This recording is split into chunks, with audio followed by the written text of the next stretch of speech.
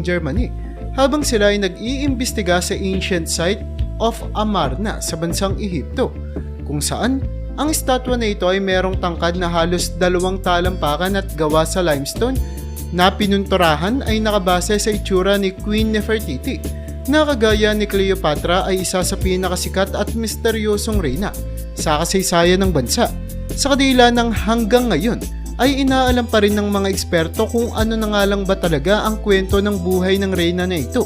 Dulot na merong mga nagsasabi na bago siya maging isang reyna ay isa siyang prinsesa mula sa isang hindi pa natutuklasang lugar na nakipagkasunduan sa pamilya ng kanyang asawa na si King Akhenaten.